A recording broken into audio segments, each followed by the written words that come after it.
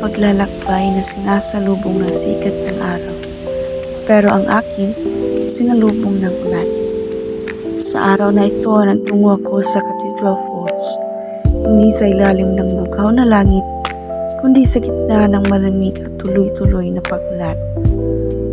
Hindi ko alam kung ano ang naghihintay sa akin, pero pinili kong ituloy ang biyahe.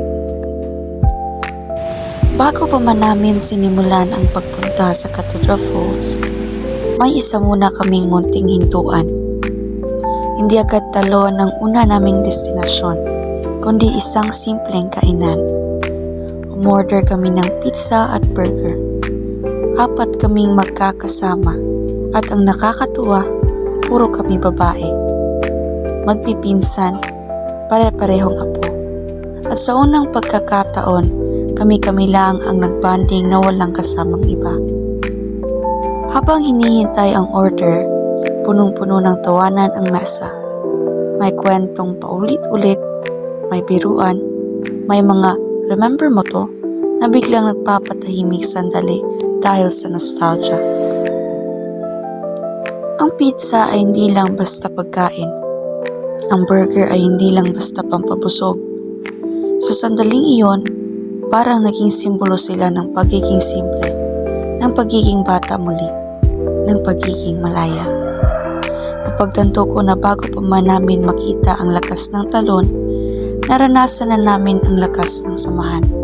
At siguro kaya mas naging espesyal ang kapagpunta sa Cathedral Falls dahil hindi lang ito paglalakbay patungo sa isang lugar, kundi paglalakbay kasama ang mga taong matagal mo nang kasama sa pamilya. Pero ngayon mo lang tunay na nakasama. Habang bumabiyahe, tila sumasabay ang ulan sa aking paglalakbay. Basang-basa ang daan, malamig ang hangin, at ang paligid ay nababalot ng kulay abo. Sa halip na mainit, pinakinggan ko ang tunog ng ulan. May kakaibang katahimikan sa loob ng sasakyan. Doon ko napagtanto na minsan, ang tunay na paglalakbay ay hindi lang tungkol sa destinasyon, kundi sa mga sandaling nararanasan mo habang papunta roon. Pagdating ko sa Cathedral Falls, iba ito sa inaasahan ko. Hindi malinaw at kulay asul ang tubig. Dahil sa ulan, ito'y naging kayumanggi. Malakas ang agos. May ingay ang pagbagsak ng tubig. Parang may buhay, mas makapangyarihan.